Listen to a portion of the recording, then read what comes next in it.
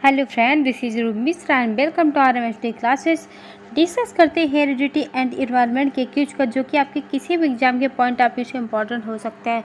तो हमारा first question है, वंशानुक्रम माता पिता से संतान को प्राप्त होने वाले गुणों का नाम या का परिभाषा किसका है?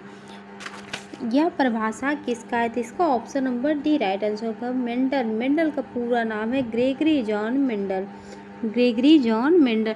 अगर क्वेश्चन में पूछे कि ये कहाँ के निवासी, यानी मेंडल कहाँ के निवासी, ये ऑस्ट्रिया के निवासी हैं।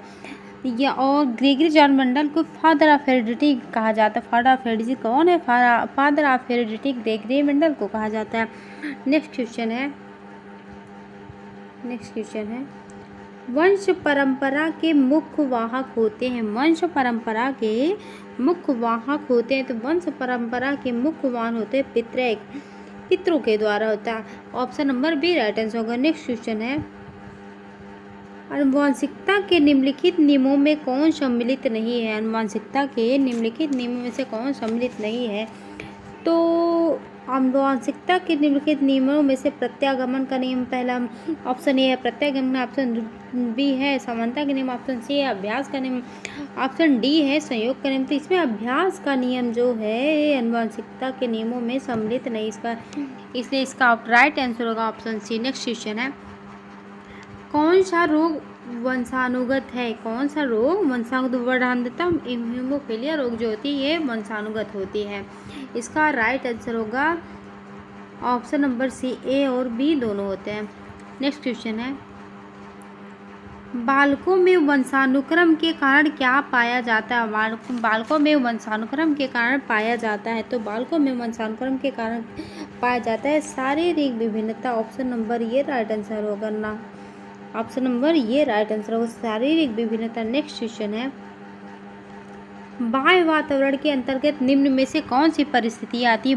बाहरी वातावरण के अंतर्गत निम्न में से कौन सी परिस्थितियाँ आती है? तो ये होगा सामाजिक परिस्थितियाँ आती है, सांस्कृतिक परिस्थितियाँ आती है, सामाजिक भी आती है, सांस्कृतिक भी आती है और भौतिक परिस्थितियाँ भी आती है। इसलिए इसका राइट आंसर होगा उपर्युक्त D, option number D right answer होगा, उपर्युक्त सभी। नेक्स्ट क्वेश्चन है, शिक्षा मनोविज्ञान का केंद्र। शिक्षा मनोविज्ञान का केंद्र। तो शिक्षा मनोविज्ञान का केंद्र क्या है? तो शिक्षा मनोविज्ञान का केंद्र बालक से जाता है। शिक्षा मनोविज्ञान का केंद्र किस में जाता है? बालक से जाता है। Option number B right answer होगा।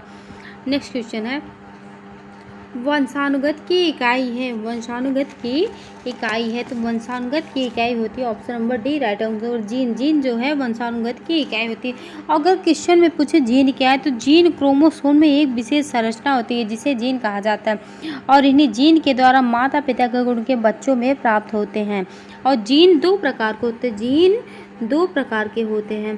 पहला जीन है डीएनए, दूसरा है आरएनए। तो वंशानुगत की इकाई क्या है? वंशानुगत की इकाई जीन होती है। Option number D right answer. Next question है, मेंडल से पूर्व प्रसंकरण वैज्ञानिकों ने इनके प्रयोग किए लेकिन स्पष्ट नहीं निकाले। मेंडल से पूर्व हेरिडिटी की जन्मवंशिकता पे वैज्ञानिकों ने प्रयोग किए लेकिन स्पष्ट नहीं निकाल पाए। इसका राइट आंसर सी जाएगा, option number C right answer होगा। नेक्स्ट क्वेश्चन है, भारत में प्रथम मनोवैज्ञानिक प्रयोगशाला की स्थापना की गई थी। भारत में प्रथम मनोवैज्ञानिक प्रयोगशाला की स्थापना की गई थी।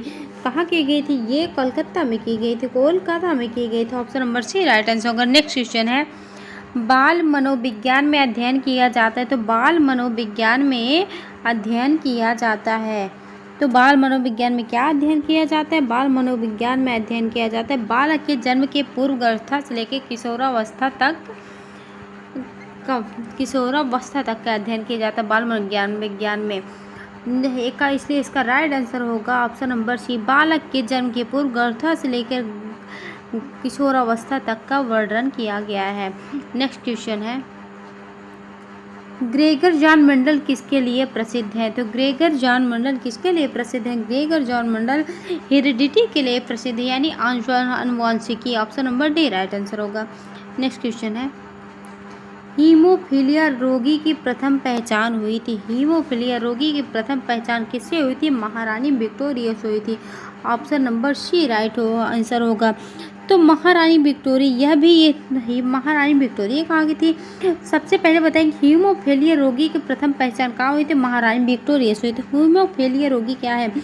तो यह भी एक ली संलग्न रोग है जो वंशानुगत है। हीमोफीलिया के रोगियों में कुछ प्रोटीन्स की कमी के कारण थक्का नहीं बन पाता, इसलिए रुधिर बराबर बहता रहता है, इसलिए इसे रक्तस्राव रोग भी कहते हैं। और एक बात, शीघ्र उपचार न होने से रोगी मर भी सकता है, रोगी मर भी सकता है। तो महारानी विक्टोरिया के माता पिता में हीमोफीलिया का जीन नहीं था, लेकिन महारानी के संतानों में कुछ में यह रोग हुआ, गेस करते हैं महारानी में यह उत्परिवर्तन के कारण हुआ था। इसके हीमोफीलिया रोगी की प्रथम पहचान हुई थी किससे हुई थी? महारानी विक्टोरिया से हुई थी। नेक्स्ट क्वेश्चन है, वर्णांधता का सबसे पहले उल्लेख किस सन में हुआ? वर्णांधता का सबसे पहले उल्लेख किस सन में हुआ? तो वर्णांधता का सबसे पहले होगा 1876 में हुआ। Option number C right answer होगा।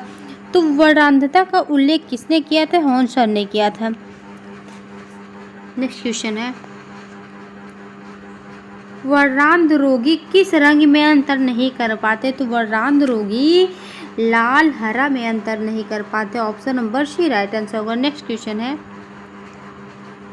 पायसम सेटवाइसम किसका वैज्ञानिक नाम है? तो ये इसका वैज्ञानिक नाम है उद्यान मटर का वैज्ञानिक नाम है। Option number C right answer होगा। नेक्स्ट क्वेश्चन है, वंशागत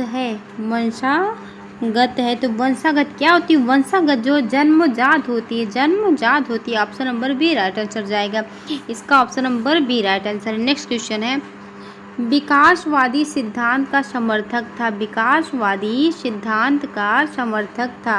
विकासवादी सिद्धांत का समर्थक कौन था? विकासवादी सिद्धांत का समर्थक ले मार्क थे। Option number D right answer होगा। नेक्स्ट क्वेश्चन है, बालक के विकास के लिए आवश्यक है। तो बालक के विकास के लिए क्या आवश्यक है?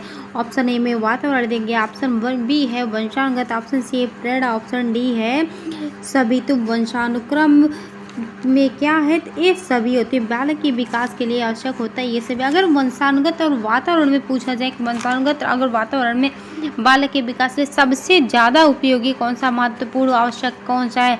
तो सिर्फ वातावरण इसका राइट आंसर होगा वातावरण, अगर वंशानुगत में वातावरण पूछा जाए, क्योंकि वंशानुक्रम जो होता है, वंशानुगत जो होती है वो नाम मात्र की भूमिका होती है।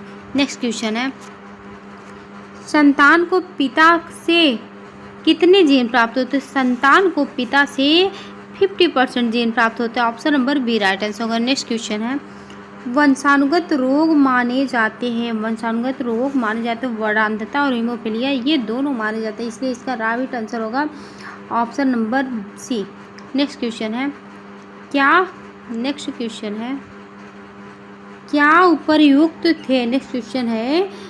उपर्युक्त थे?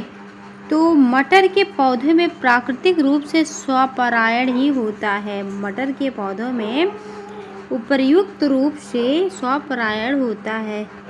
इसका राइट आंसर ये होगा, option number A right answer होगा।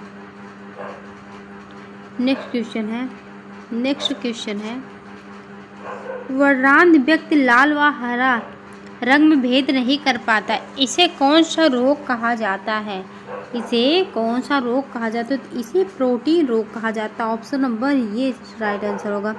प्रोटीन रोग के कारण वर्णांध व्यक्ति को लाल हरा रंग में भेद नहीं कर पाते हैं। नेक्स्ट क्वेश्चन है, वर्णांध व्यक्ति नहीं बन सकता, वर्णांध व्यक्ति एक कलाकार नहीं बन सकता। ऑप्शन नंबर ये राइट आंसर होगा, क्योंकि इन्हें वर्णांध व्यक्ति को लाल हरा रंग में कोई भेद कर नहीं पाते, इसलिए वे कलाकार नहीं बन सकते। नेक्स्ट क्वेश्चन है, मेंडल का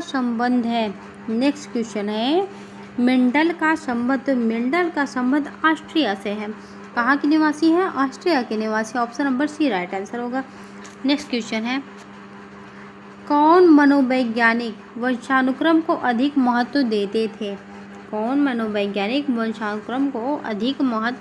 थे? इसका राइट आंसर होगा जैविकी। जैविकी। Option number B right answer होगा। नेक्स्ट क्वेश्चन है व्यवहार की रचना। नेक्स्ट क्वेश्चन है व्यवहार के रचना तंत्र का निर्माण होता है। व्यवहार के रचना तंत्र का निर्माण होता है किससे होता है? तो वंशानुगत से होता है। ऑप्शन नंबर ये राइट आंसर होगा। नेक्स्ट क्वेश्चन है व्यक्ति का व्यवहार निर्धारित होता है। तो व्यक्ति का व्यवहार किससे निर्धारित होता है? व्यक्ति का व्यवहार वंशानुगत से निर्धारित होता है। ऑप्शन नंबर ये राइट आंसर होगा। नेक्स्ट क्वेश्चन है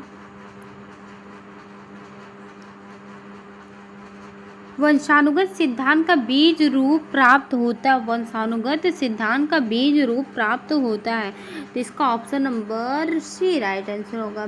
अरस्तु ने कहा वंशानुगत सिद्धांत का बीज रूप तो प्राप्त होता है।